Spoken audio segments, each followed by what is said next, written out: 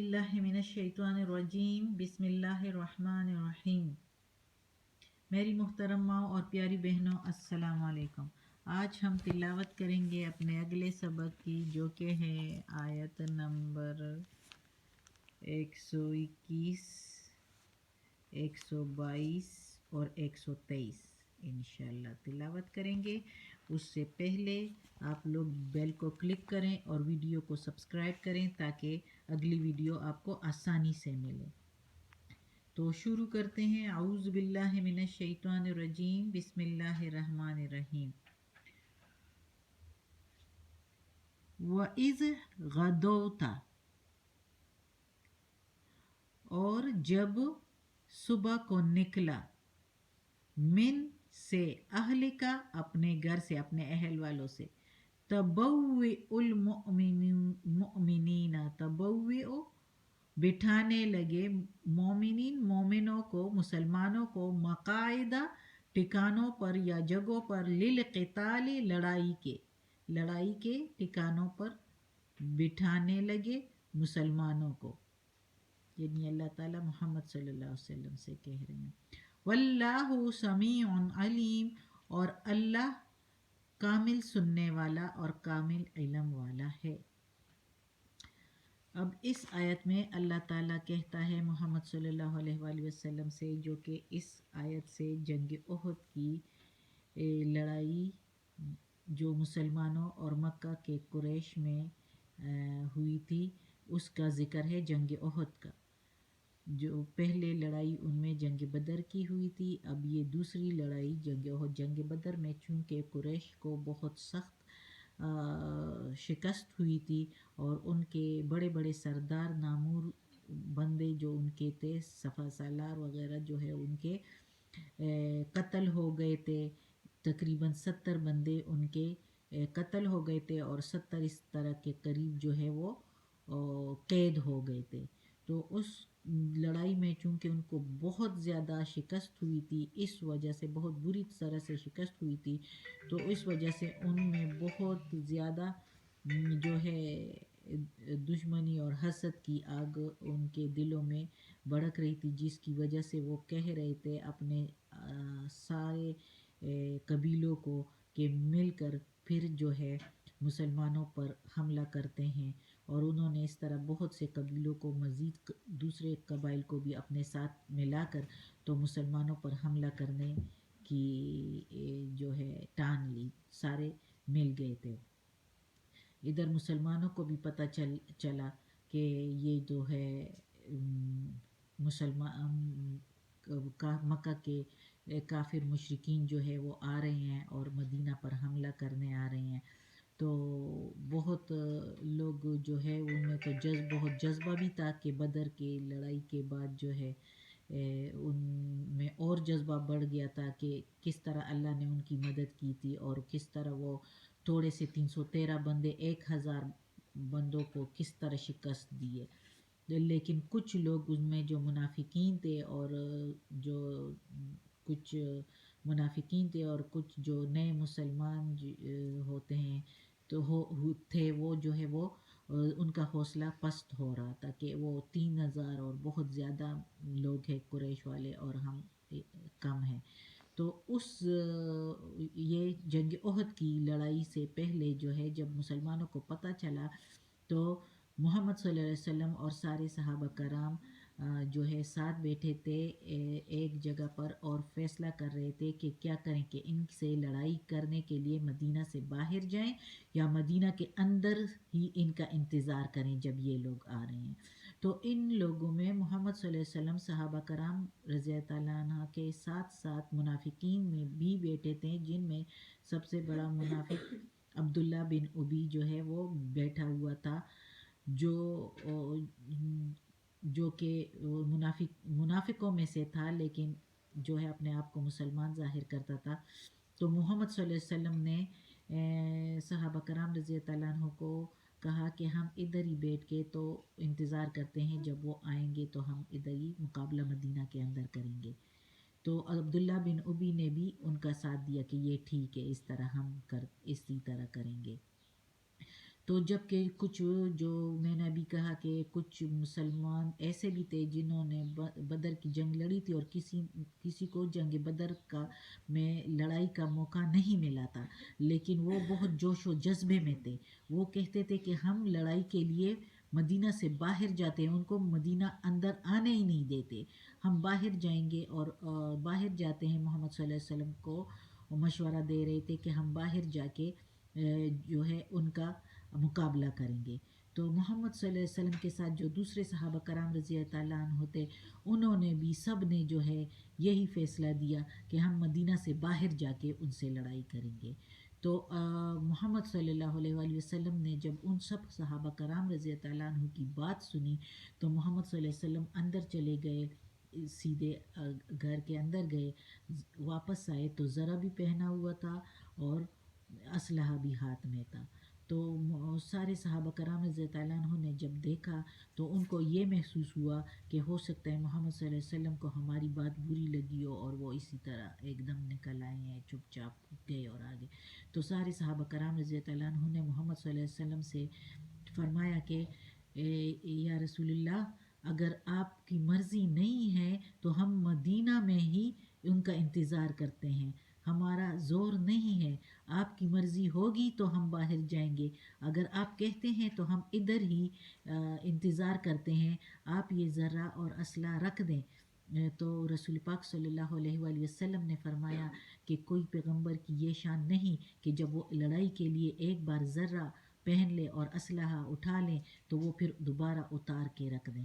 تو سارے جو ہے پھر اس طرح مدینہ سے باہر نکلے اور احد کے مقام پر پہاڑ جبل احد جو ہے ادھر اس کے مقام پر محمد صلی اللہ علیہ وسلم نے خود جو ہے فوجی دستوں کو ایک ایک جگہ پر جو ہے ٹھکانوں پر بٹھا دیا. تو یہ اس کا ذکر ہو رہا ہے کہ تبوئ المؤمنین مقاعد للقتال. تو یہ اس کا ذکر ہو رہا ہے کہ اللہ تعالیٰ کہتا ہے کہ میں دیکھ رہا تھا اور سن بھی رہا تھا اور مجھے معلوم ہے کہ تم آپ صلی اللہ علیہ وآلہ وسلم مسلمانوں کو لڑائی کے لیے ٹھکانوں پر بٹھا رہے ہیں. اچھا، محمد صلی اللہ علیہ وسلم نے سب کو اپنے اپنے ٹھکانوں پر بٹھا دیا اور ساتھ یہ بھی کہہ دیا کہ جب تک میں حکم نہ دوں تو نہ لڑائی شروع کرو اور جب تک حکم میں نہ دوں تو اپنی جگہوں سے نہیں ہٹنا، اپنی جگہوں پر ہی بیٹھے رہنا جہاں جہاں میں نے کھڑا کیا ہے یا بٹھایا ہوا ہے، چاہے تیر اندازوں کو، چاہے نیزے والوں کو، چاہے تلوار والوں کو، جن جن کو جہاں جہاں بٹھایا ہے اور کھڑا کیا ہے وہ ادھر ادھر ہی بیٹھے رہیں جب تک میں حکم نہ دوں.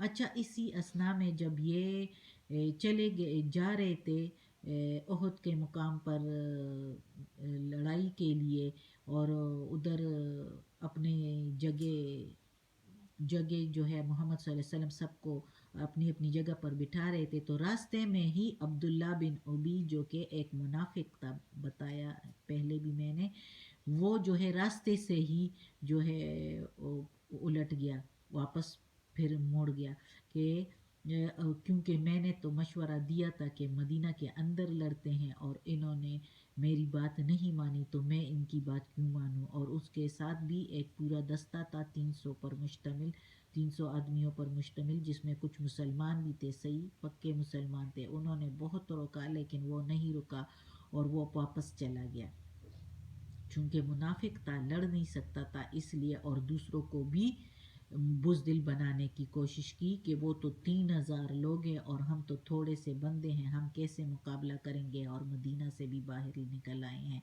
تو وہ واپس مڑ گیا اور جو مسلمان تھے تو ان میں انہوں نے بہت روکا تو وہ نہیں رکے اور چلے گئے. اچھا، ان کی وجہ سے پھر جب وہ واپس مڑ گئے تو رہ گئے 700 آدمی مسلمانوں کے جنگ احد میں. لیکن سب جو ہے سب کے دلوں میں بہت جوش و جذبہ تھا اور اس طرح سب کو محمد صلی اللہ علیہ وسلم نے خود بذات خود جو ہے اپنے اپنے ٹھکانوں پر بٹھا دیا تھا اور کہا تھا کہ جب تک میں نہ کہوں تو نہیں اٹھنا، کیونکہ اس سے پہلے محمد صلی اللہ علیہ وسلم نے خواب میں بھی کچھ دیکھا تھا جس کی وجہ سے وہ کہہ رہے تھے کہ اپنی اپنی جگہوں پر بیٹھو. اپنی جگہوں کو نہیں چھوڑنا جب تک میں نہ کہوں.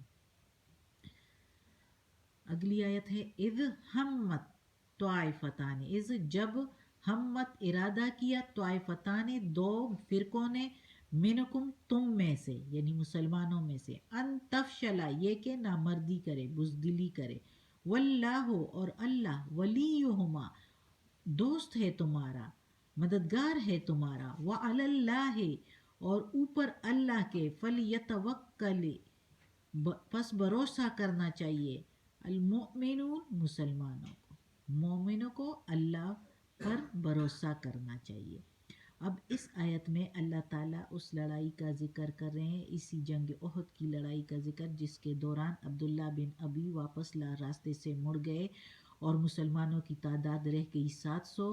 تو اس 700 تعداد کی وجہ سے جو ہے کچھ مسلمانوں کے دو قبیلے تھے، ایک بنو حارثہ اور ایک بنو سلمہ. یہ دو قبیلے جو ہے ان کا بھی دل جو ہے وہ کمزور پڑ گیا اور وہ بھی ارادہ کرنے لگے کہ ہم بھی نامردی کریں اور ہم بھی جنگ چھوڑ کر واپس چلے جائیں، لڑائی چھوڑ کر واپس چلتے ہیں. لیکن اللہ تعالیٰ مددگار ہے ان کا. جو مسلمان ہوتے ہیں، صحیح مسلمان ہوتے ہیں، دل سے مسلمان ہوتے ہیں، تو اللہ ان کا مددگار ہے. اللہ نے ان کے دل مضبوط کر دیے. اللہ کہتا ہے اور اللہ دوست ہے ان کا، واللہ ولیہما، اللہ دوست ہے ان کا اور اللہ پر بھروسہ کرنا چاہیے مسلمانوں کو.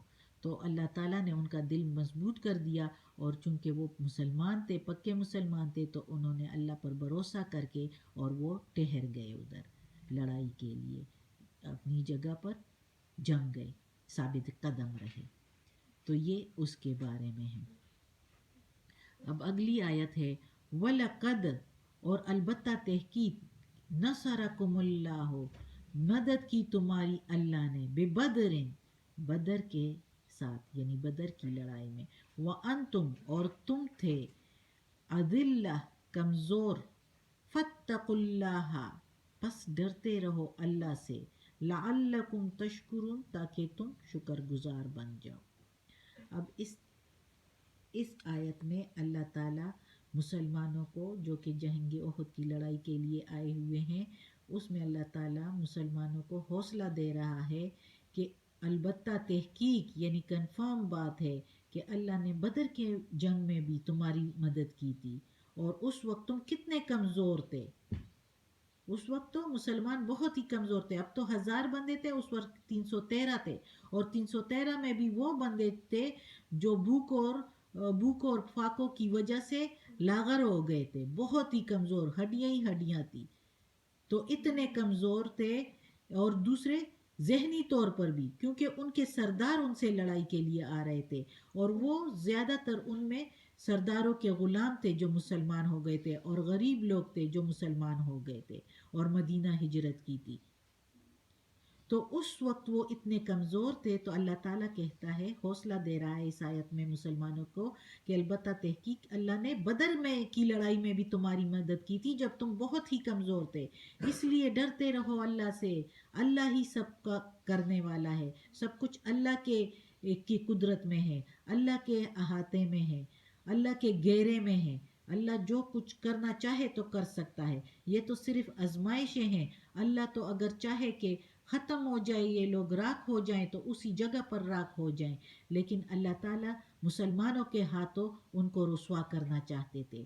اس لیے بدر کی لڑائی میں بھی اللہ تعالیٰ نے حکم دیا کہ لڑو ان سے، اور احد کی لڑائی میں بھی اللہ نے حکم دیا کہ لڑے ان سے، اور مسلمانوں کے ہی ہاتھوں سے، جن کو وہ بہت ناقص سمجھ رہے تھے، اپنے ملازم اور بہت کمزور سمجھ رہے تھے، اللہ نے ان کا رعب ڈالنا تھا مشرکوں پر، مسلمانوں کا، اپنے بندوں کا، اپنے فرما بردار بندوں کا رعب ڈالنا تھا دوسری قوموں پر. اس لیے اللہ تعالیٰ نے مسلمانوں کو حکم دیا کہ ان کے ساتھ لڑو، ورنہ اللہ کو کیا ضرورت ہے، اللہ تو کہہ جاتا ہے کہ کن تو ہو جاتا ہے، فیکن. لیکن اللہ مسلمانوں کا ڈر دوسرے لوگوں کے دلوں میں ڈالنا چاہتے، رعب ڈالنا چاہتے تھے. اس لیے مسلمانوں سے کہا کہ تم لڑو. اور پھر بار بار چونکہ مسلمانوں کے دل کمزور ہو رہے تھے کہ وہ اتنے زیادہ اور ہم اتنے کم، تو اللہ تعالیٰ کہتا ہے کہ بدر میں بھی تو تم لوگ کتنے کم تھے، میں نے کس طرح مدد کی اور تم کس طرح جیت گئے، اور کتنے بڑے بڑے صفہ سالاروں کو اور کتنے بڑے بڑے سرداروں کو تم لوگوں نے مار دیا، کمزور ہو کے، کمزور تھے، بچے تھے اس میں، اور ان بچوں نے، ابو جہل کو دیکھو، دو چھوٹے چھوٹے بچوں نے مار دیا۔ تو اس لیے اللہ تعالیٰ نے اس آیت میں مسلمانوں کو حوصلہ دیا اور کہا ہے کہ بس ڈرتے رہو اللہ سے، اللہ کی فرما برداری یہ نہیں کرو، اللہ کے پرہیزگار بندے بن جاؤ، اور تاکہ تم شکر گزار ہو جاؤ، بن جاؤ، اللہ کے شکر گزار اور فرما بردار بندے بن جاؤ۔ صدق اللہ العظیم۔ آج کا سبق ختم ہوتا ہے، انشاءاللہ اور پھر پڑھیں گے، اللہ ہمیں زندگی دے صحت سلامتی کے ساتھ، تو پڑھیں گے انشاءاللہ۔ اللہ یہ قرآن مجید کا ترجمہ مکمل کرنے کی توفیق دے، اس پر عمل کرنے کی بھی توفیق دے۔ اللہ ہمیں، ہمارے والدین کو، ہماری آل اولاد کو، ہمارے بھائی بہنوں کو، ہمارے گھر والوں کو، بھابھیوں نندوں کو، رشتہ داروں کو، کل مومن مسلمانوں کو جنت فردوس میں جگہ عطا فرمائے۔ اللہ دوزخ کے عذاب سے بچا، قبر کی سختی اور وقت نزاع کی سختی آسان فرما۔ یا اللہ ہمیں عافیت والے معاملات دے، یا اللہ ہماری بیماریاں، تکالیف اور پریشانیاں ختم کر دے، یا اللہ ہمیں اپنے نیک اور صالح بندوں میں شامل کر دے۔ آمین ثم آمین۔